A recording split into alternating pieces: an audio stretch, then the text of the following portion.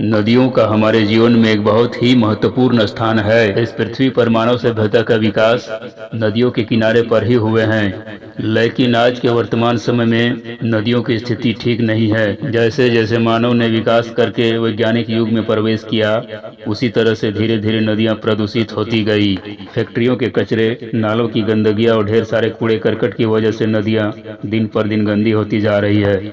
लेकिन हमारे देश में एक नदी ऐसी भी है जो इतना साफ और स्वच्छ है कि इसका जल कांच की तरह साफ नजर आता है। इस नदी का नाम उमंगोट नदी है। यह खूबसूरत उमंगोट नदी मेघालय की राजधानी शिलोंग से 95 किलोमीटर दूर भारत बांग्लादेश सीमा पर स्थित है। मेघालय की उमंगोट नदी को देश का सबसे साफ नदी कहा जाता है।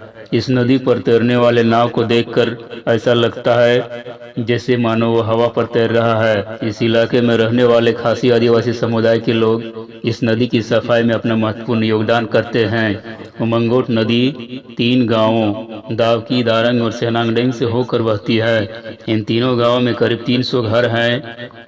अपने पुरखों के परंपरा के अनुसार इन गांवों के लोग इस नदी की सफाई करते हैं। इन गांवों के लोगों ने इस नदी की सफाई के लिए एक महीने में 3 से 4 दिन का यूनिटी डे का एक खास नियम बनाया है। इस यूनिटी डे के मौके पर इन तीनों गांवों के हर घर से कम एक आदमी नदी की सफाई में अपना हाथ बटाता है। इस नदी पर गंदगी फैलाने पर 5,000 रुपये तक का जुर्माना वसूला जाता है।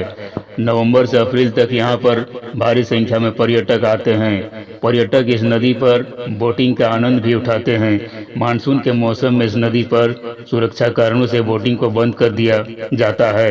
मेघालय की इस नदी को साफ और स्वच्छ रखने में यहाँ के स्थानीय लोगों की निस्वार्थ जिम्मेदारी इनके प्रकृति के प्रति प्रेम, निष्ठा और आदर को दर्शाता है। हम सभी को इनसे कुछ न कुछ अच्छी बातें जरूर सीखनी चाहिए।